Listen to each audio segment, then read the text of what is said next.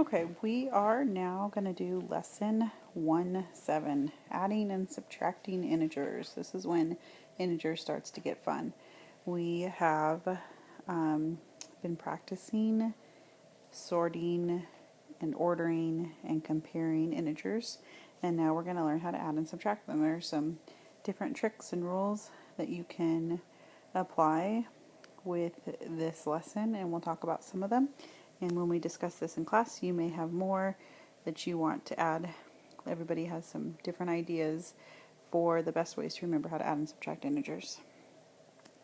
So, first vocab that you need to write down, and this might be the only vocab word we have for this lesson, is additive inverse. Additive inverse is two numbers whose sum is 0. That's a fancy definition for when you add opposites together, you get 0. So, for example, if we start here at 0 and we go to the left 10 places, that would be subtracting 10. So if we subtract 10, we're going to go 10 spots, we're going to end up right here at 10. However, so we start with negative 10. However, if we add 10, and remember this is negative 10 and positive 10, if we add these together, then we're going to end up back here at 0. It's a funny looking arrow, back here at 0. So that's all the additive inverse is saying. When opposites are added together, the answer is 0. Okay, next we're going to talk about adding integers.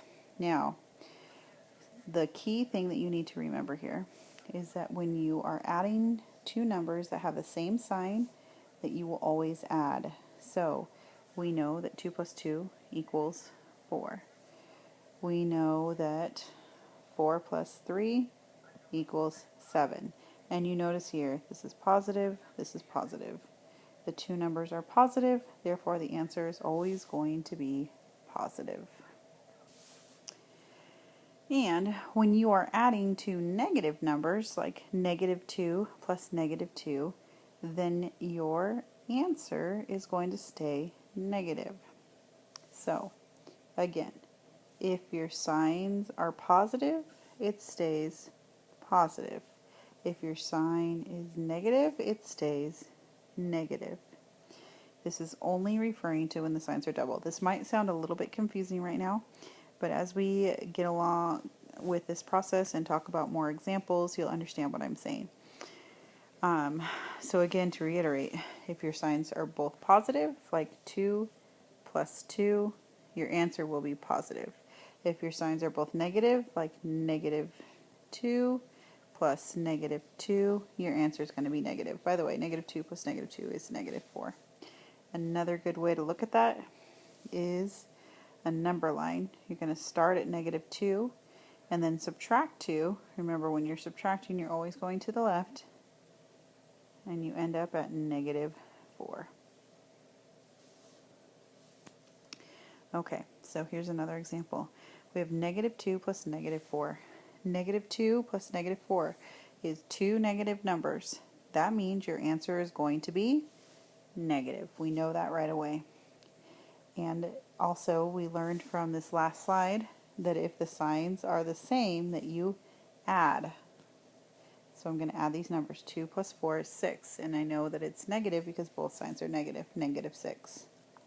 Now, another way to look at it is a number line. Another way to look at it is this fancy scale here.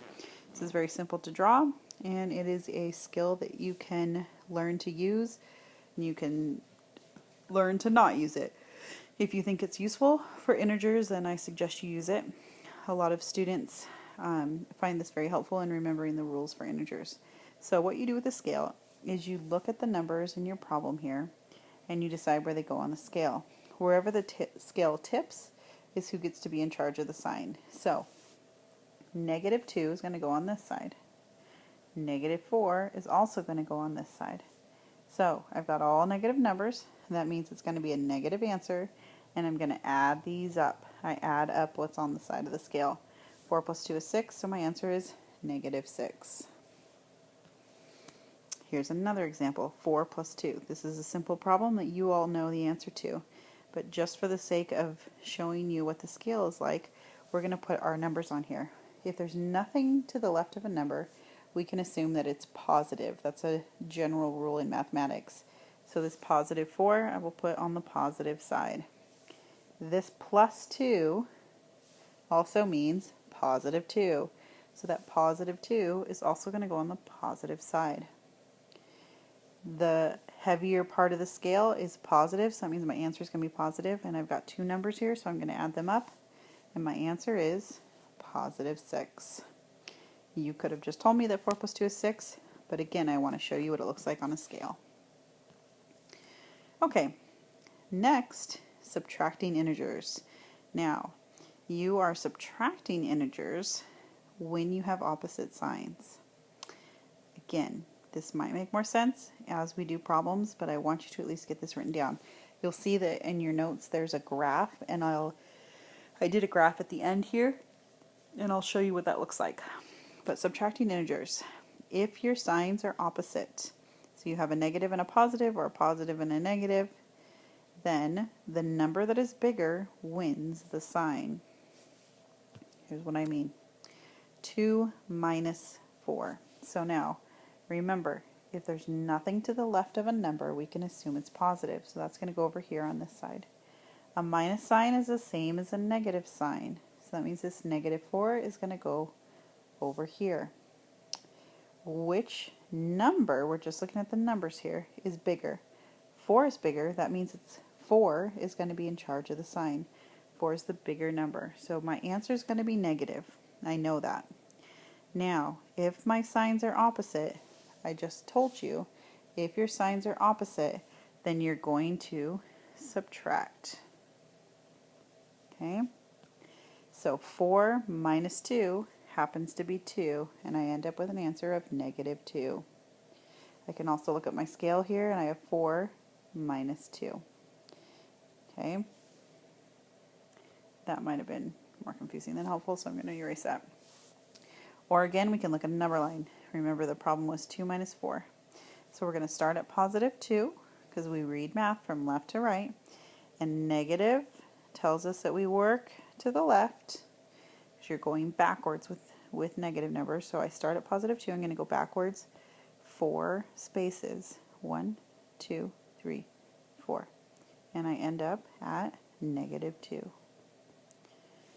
Another way to look at this could be you have $2 and you go to the store and you spend $4.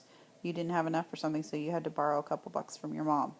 Okay, you went to the store with $2, but you spent $4. So how much money are you in debt now? You are in debt negative $2. Okay, you owe somebody, your mom, someone, $2. Okay, so scales, number lines, the organizational chart I gave you, money, however you want to think about integer numbers, whatever is going to get the answer for you is going to be the best solution. Here's another example, negative 4 minus 2. I want you to go ahead and put these numbers on the scale. And a hint for you is to remember what to do when signs are the same. Also, that a negative and a minus sign, or a negative and a subtraction sign, are the exact same thing. Okay, so you should have put these on a scale by now, and this is a negative 4, so it's going to go over here, and this is a negative 2, so it's going to go over here. If both numbers are on the same side of the scale, we know that we add. Both are the same sign, so we know we add. 4 plus 2 happens to be 6. Negative is in charge of the sign, so it's negative 6. Okay, so in your notes you'll see a chart that kind of looks like this. And here is where it's kind of like your cheat sheet. And I'm going to have you write this down so many times in the next couple of months that you will have it memorized. But what you need to write down here is 2 positives, 2 negatives. When the signs are the same, you add and the sign stays the same. When you have a positive and a negative, or a negative and a positive, you subtract, and the bigger number wins the sign. We talked about what that meant on one of the previous slides. So after you get all of that written down, then we'll talk about sum it up. And there are some different examples and scenarios of things that might happen.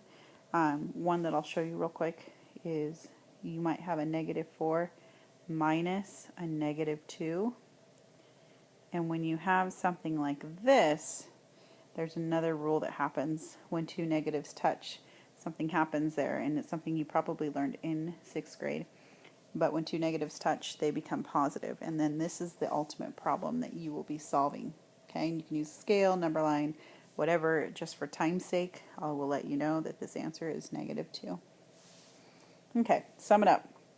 Adding integers and subtracting integers. This chart here should be able to sum that up for you. Based on our learning target, this is what you should understand what to do. You will have quite a few assignments with this, and this should be what you know, what you learned here. Okay, so adding integers, signs are the same. Subtracting integers when signs are different. We will do a lot of practice. If you feel overwhelmed by this information, it's okay, because by the time we're done with this unit, you will be proficient. Thanks, and see you guys tomorrow.